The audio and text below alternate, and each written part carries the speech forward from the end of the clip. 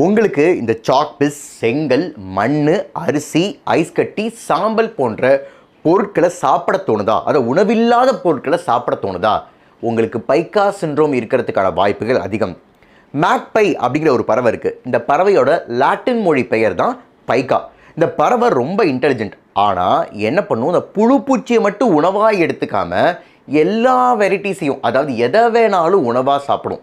இந்த பறவையை அடிப்படையாக கொண்டு தான் இந்த சிண்ட்ரோமுக்கு பைக்கா சிண்ட்ரோம் அப்படின்னு பேர் வச்சாங்க. சரி, இந்த சாம்பலையும் செங்கலையும் அரிசியும் கொஞ்சம் சாப்பிட்றதுனால என்ன ஆகிட போகுது அப்படின்னு யோசிக்கலாம். ஆனால் இது சாப்பிட்றதுனால நம்ம உடம்புக்கு எக்கச்சக்க பிரச்சனைகள் வரும். உதாரணத்துக்கு வயிற்று வலி, குடல் புண், குடல் அடைப்பு, குடல் துளை, மலச்சிக்கல், ஒட்டுண்ணி தொற்று, லெட்டினால் வரக்கூடிய நச்சுத்தன்மை, பல் தேய்மானம். சரி, இந்த பைக்கா சிண்ட்ரோம், அதாவது உணவில்லாத பொருட்களை ஏன் இவங்களுக்கு சாப்பிட தோணுது? அதுவும் சிறுவர்கள் மட்டும் கிடையாது, விவரம் தெரிஞ்ச பெரியவர்களும் சாப்பிட்றாங்க.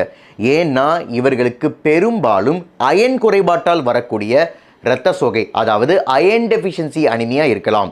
சிலருக்கு ஜிங்க் மற்றும் கால்சியம் டெஃபிஷியன்சினாலையும் இந்த பைக்கா சிண்ட்ரோம் வரலாம். அதனால ஆமாங்க இது கொஞ்ச நாளாக இருக்குது, இதனால் என்ன ஆகிட போகுது அப்படின்னு இல்லாமல் உங்கள் மருத்துவர் அணுகி எந்த ஊட்டச்சத்து குறைபாட்டால் இது நமக்கு இருக்குது அப்படின்னு தெரிஞ்சுக்கிட்டு அந்த ஊட்டச்சத்தை எடுத்துக்கிட்டாவே போதும். இந்த தோணுதல் குறைஞ்சு இது மாதிரி உணவில்லாத பொருட்களை சாப்பிட மாட்டீங்க.